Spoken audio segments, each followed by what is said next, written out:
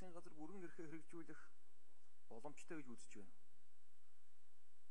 Хугацаа дуусгаас өмнө огцрох саналаа гаргах уу? Яагаад вэ гэж. Бид эдийн засгийн өнөөгийн нөхцөл байдлыг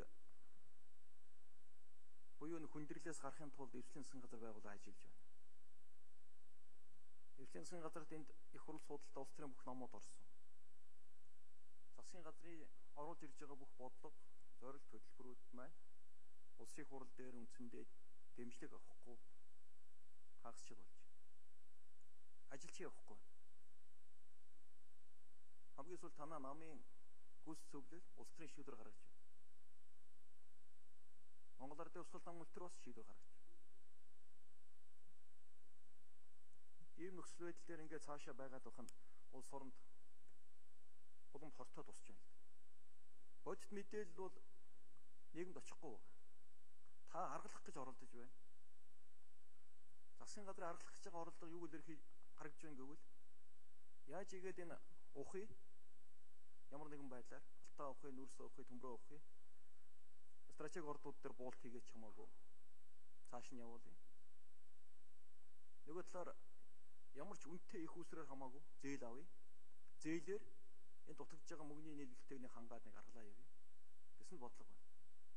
Буюу өнөөдрийн уул уурхайтай холбоотойгоор уул уурхай супер цикл дуусж байгаатай холбоотойгоор цааш эрс соёлын түүхийдийн үн чинь ойрын 5-аас 10 жилдээ өсөхгүй байгаатай холбоотойгоор сургамж аваагүй маш. Уул уурхайгаас Монгол улс хамааралтай болсон. Импорт нь, валютын орлого нь, гадны хөрөнгө оруулалт нь нэг уул уурхайн цаанд цөөхөн хэдхэн томоохон гадаад дотоодын аж ахуй нэгжүүд эргээд аж ахуй нэгжүүч одоо Монгол төрийг дарамтлах шахалт үзүүлэх байдал руу гарч эхэлж байна. Зөвшөлтлийн гэрээг нь эвдэрлийн гэрээг нь янз бүрийн гэрээгээр буулт хийхийг шахаж эхэлж байна. Тэн засгийн газар маань хөдлөгдөх байдалтай орж ирж байна. Ингэж арьсаа удажих хооронд эртхэн шиг мэдэгдэл хийгээд улс төрийн нөхцөл байдлыг шинээр үүсгэх болдгоо юм. Гадаад Монгол улсын гадаад өр 20 тэрбум доллар давлаа шүү дээ.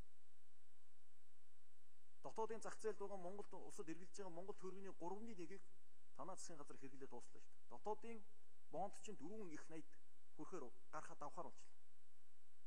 Арилжааны банкнд эргэлж байгаа нийт 12 тэрбум их 80-ийн зээлийн 3/4-1-ийг танаар хэрэглэж байна.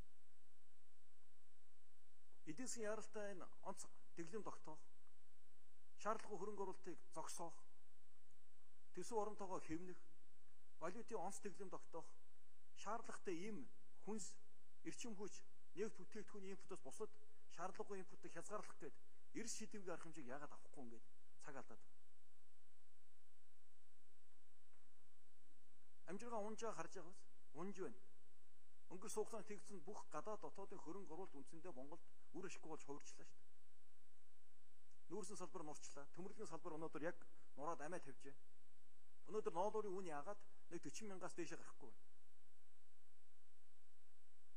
Дээрээс Монгол төгрөгийн худалдааг шийдвэр 45-50% унтсан байхад ноолуурын үн 40-50-аас гарахгүй. Энийгээ дагсан арилжааны банкнаас авсан малчтын амьдрал ах уу зээл төлбөргээд өрх гэрээс иргэнээс ахуулаад аж ахуй нэгж засаг төр Монгол банк, арилжааны банк нийтэд авсан өрийн гинжийн сүлжээнд орчихсон. Ийм асуудлыг өнөөдөр бид ярих хэрэгтэй болохоос биш. Нэг татварын юм эдийн тойрол аргалаад байна. Хариуцлахгүй байна л дээ. Нийгэм өөр юм хүлээж байгаа шүү дээ. Тавнтлагоо тойрсон улс төрчлөө хардаа. Яг би хэд хуваагаа ичсэн. Аль нь зөв юм? Орой болгон захиалагтай кино гарах юм. Нэвтрүүлэг гарах юм. Энд чинь өөрөө цаашаа явахгүй болчлоо гэдэг нь тодорхой болоод байна шүү дээ. Тэгэхээр би бол таныг шийдэл гаргасаа гэж бодож байгаа. Нөгөө талд энэ улсын их хурлуулж байгаа нь улс төрийн намууд дотор өнөөдөр эдийн засгийн гэм уналтын гол буруутан бол улсын их хурлын гишүүд бид болж байгаа байхгүй. 3 жил тасралтгүй унсаар байгаа харсаар байгаа. Одоо цааш дахиад уналт гүнзгэрхийг мэдсээр байж ангисээгээ цаг нөхцөж. Нэг бол улсын их хурлын яаралтай хугацаанд тарах асуудал. Дараагийн улс төрийн нөхцөл байдлыг үүсгээд сонгуулаа явуулаад улс орноо бодохгүй бол энэ нуралт бол бодиттой явал нурж штэ. Систем ч нурж байна. Намууд ч нурж байна. Төр ч нурж байна. Эдийн засаг ч нурж байна. Нийгмийн ёс суртахуун нурж байна. Эргээд Монголын нийгэм хүнд зөрчил тэмцлийн ороод ард түмнээ хэд хуваагаад улс орны аюулгүй байдал туулийн ностой байдал очиж штэ. Ягаад энэ таас